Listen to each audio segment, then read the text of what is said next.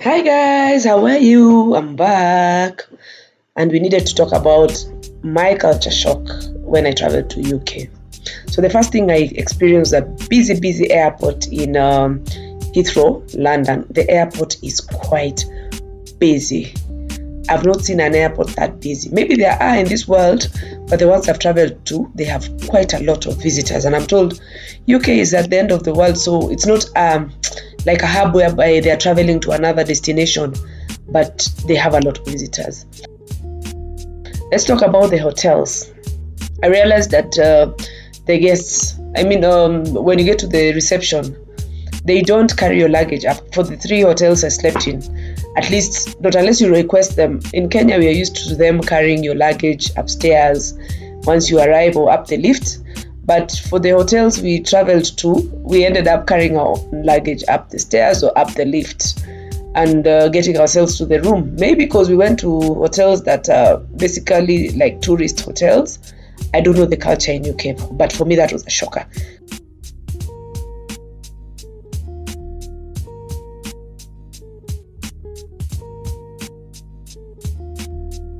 Number 3, most hotel rooms are very small. As I was booking the hotel, I realized that for quite a high amount, you get a very tiny room. So I'm told London is very expensive, and I realized even as I was booking the rooms, the ones that the amount that I'm used to were very squeezed, and the rooms in the center of London are very tiny, unlike what I thought.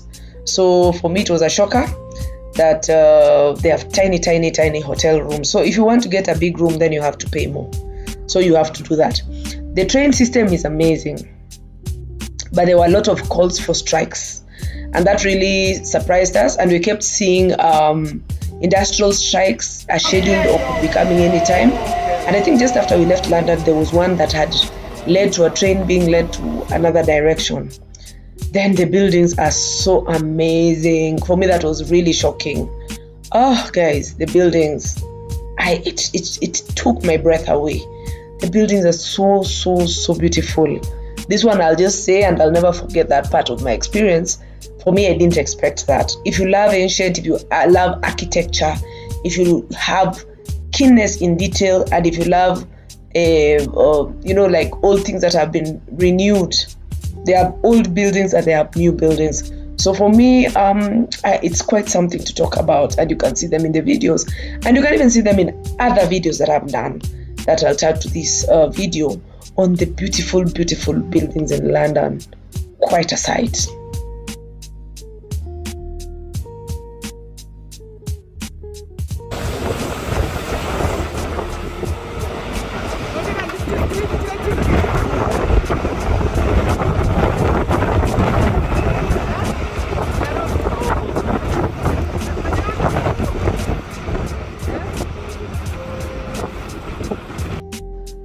Number 6, very high population in London streets. As you're walking in the streets, there are a lot of people, especially in Oxford Street. A lot of people. There are a lot of tourists. UK is really enjoying in terms of getting tourists to their country, and I think their marketing is so perfect. Then River Thames just cut through London. That is so beautiful. So there's this side and the other side, and for me that was quite wow. It was.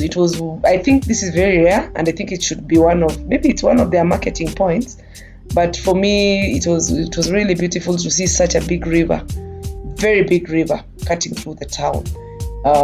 That is London. Number 8, UK is very expensive. That is by my standards. My God, I bought water.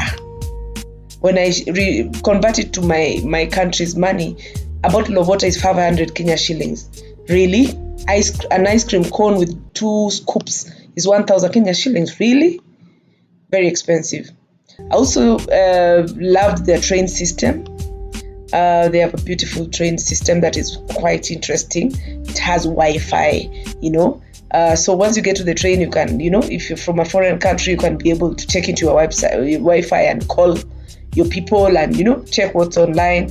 So the train system is really interesting, and it's, for me, it took my breath away. I'll not lie about that. Number 10, people actually eat as they travel. You see people eating in the streets, you see people eating in the trains, you see people eating in public. That rarely happens in my country. So for me, that was a culture shock. I didn't expect that in Europe. So for me, it's their culture. People eat in town, they eat everywhere. So it was good, and we became part of that. The weather is very unpredictable. The first day it rained a lot, and we were told when it rains, don't fail to leave the room because sunshine is coming. So it rains, and then the sunshine, and then it rains, and then the sunshine. So it's very hard to predict the weather. So for me, that was a shocker. It's quite a different weather from what I'm used to. So, but that is, and I'm told it can rain, it's unpredictable. So you can't even predict the weather.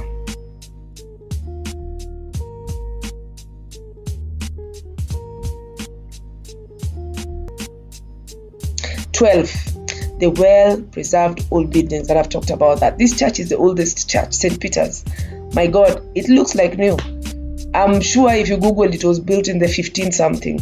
So they have quite a lot of buildings, but the preservation of these buildings, they don't want to destroy these buildings.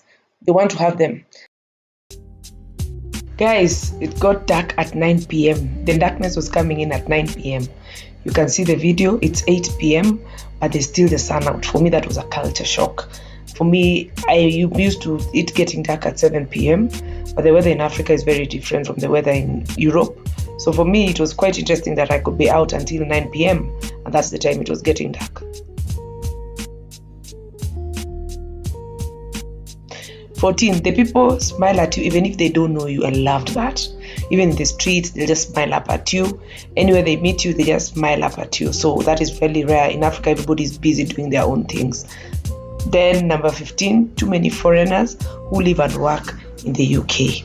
There were too many foreigners. That really shocked me. I didn't expect that, because I expected that because it's, I don't know, there are many Indians, many Pakistanis, many Africans, so many foreigners in that country, which is a positive thing, and I think I loved that. So that I did not expect, and to me it was kind of a shocker. Guys, thank you so much for watching this video.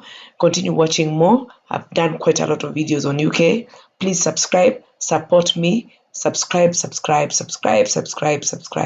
Thank you.